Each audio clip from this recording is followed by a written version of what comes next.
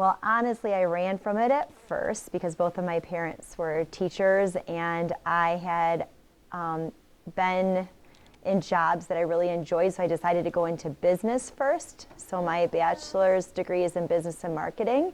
And then when I was in business for several years, I realized I made the wrong decision. And I still had wanting to be a teacher in my heart.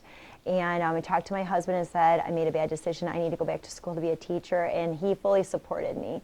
So that was pretty awesome. But I knew that I liked the idea of making an impact on children. And I love the subjects I teach, social studies and English. So I was excited to be able to do that with my life. So I would say what inspires me for teaching is knowing that the students I have are going to grow up to be productive members of our society, and I desire that for them. I want them to make a difference in the world and to do their very best at their jobs, and I think the skills I can help them with are ones that will help them for life. I think every teacher would probably say that lots of people influenced them along the way. Of course, I would say a lot of my teachers were very, very good. I had some exceptional ones as I was growing up in school. I went through the Port Huron schools, and I really loved various ones from my elementary years. I still am in contact with several. When I got to high school, it was different because you're thinking about real life. I especially loved my AP English teacher, Mrs. Voitas. She was amazing, and she just created a love in me of a love inside of me for English, which is also why I wanted to be an English teacher. I would say that I love my job because I get to come to school every day and work with students. I love teaching middle school. I know people often think I'm nuts. I love teaching middle school because they're old enough to think for themselves, and they are old enough to have an opinion, and they're forming life opinions, and they can vocalize them. And I also love teaching middle school because it is a rough age for a lot of kids, and I feel like I can be some stability in their lives.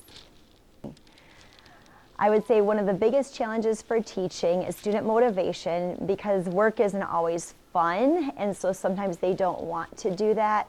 But I hope that letting them know that I'm here for them and building a relationship and helping them to know that I'm on their side will help to motivate them, even if they don't always do their work, to know that I'm here and that I support them and I do care about them.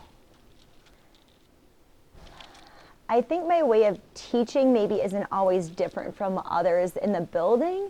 I think some of it is probably just who I am. I always say I'm not going to be as funny as Mr. Grant, but I hope that I can build connections with students. And I think from what I've been told, some of it's just my personality, but I really do care about my students, and I hope that they see that.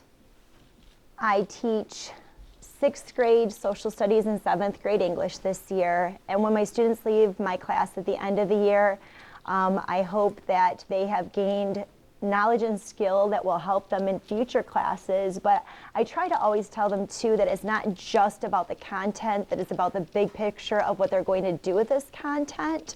So I hope for my students for ELA that they're learning to be better readers and writers, that they're learning how to analyze information, how to find credible evidence, because they're going to be needing to know how to do that for life in jobs that they may have. For social studies, I think it's about the real world, the bigger picture, and how we connect into the world. And I hope that they do look back on this time with me and remember that I cared.